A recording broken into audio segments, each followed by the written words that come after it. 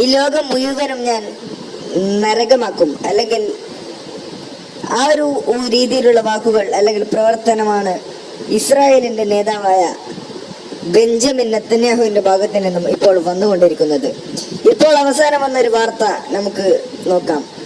പ്രതികളുടെ തടവുചാട്ടം തടയാൻ ജയിലിന് ചുറ്റും കാവലായി മുതലകളെ നിയോഗിക്കാനുള്ള പുതിയ നിയമം രാജ്യത്ത് നടപ്പാക്കാൻ ഒരുങ്ങുകയാണ് ഇസ്രായേൽ.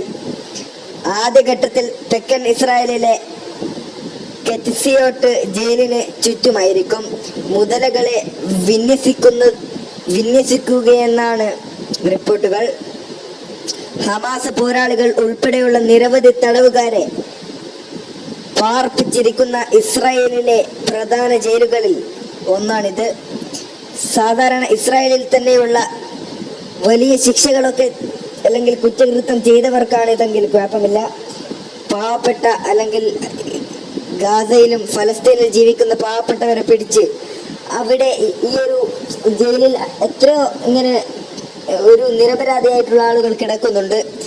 ഇവർക്കൊക്കെ ഈ ശിക്ഷ അല്ലെങ്കിൽ മുതലെ വെച്ച് എന്താ പറയാ പീഡിപ്പിക്കുക അല്ലെങ്കിൽ വളരെ മൃഗീയമായി ആക്രമിക്കുന്ന എന്ന രീതിയിലുള്ള ഒരു രീതിയിലേക്ക് കാര്യങ്ങൾ പോകുന്നത് ഒരു ഭൂമിയെ ഒരു നരകമാക്കുന്ന രീതിയിലുള്ള ഒരു ഒന്നിന് തുല്യം തന്നെയാണ്. കാരണം അത്രയും വലിയൊരു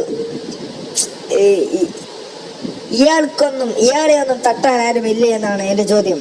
ഭൂമിയെ നരകമാക്കാൻ അല്ലെങ്കിൽ ഭൂമിയെ നരകമാക്കിക്കൊണ്ടിരിക്കുന്ന വ്യക്തികളിൽ ഏറ്റവും പ്രധാന മുൻകൈയുള്ള ഒരാളാണ് ബെഞ്ചമിൻ നെതന്യാഹു എന്ന ഈ നരപരാധി. ഇവനെയൊക്കെ ഞാൻ പറയുന്നില്ല, പറഞ്ഞാൽ കൂടിപ്പോവും. കാരണം അത്രയും പറയാനുണ്ട് ഈ നിരപരാധിയെ കുറിച്ച്. കാരണം എത്രയോ നിരപരാധികളായ ഫലസ്തീനിലെയൊക്കെ ആളുകൾ അല്ലാതെയും ഇവൻ ക്രൂരമായി പീഡിപ്പിക്കുകയും അല്ലെങ്കിൽ ആക്രമിക്കുകയും ചെയ്യുന്നു.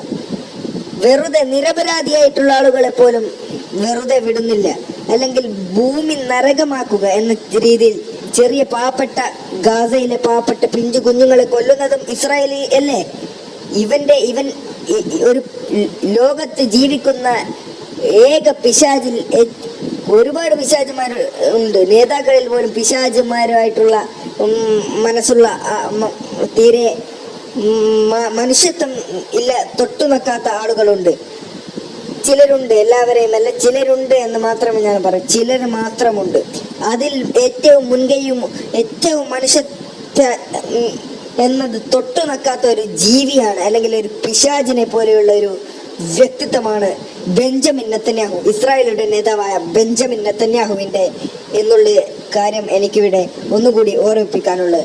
ഏതായാലും ഈ ഒരു കാര്യത്തിനെ കുറിച്ച് നിങ്ങൾക്ക് എന്താണ് പറയാനുള്ളത്?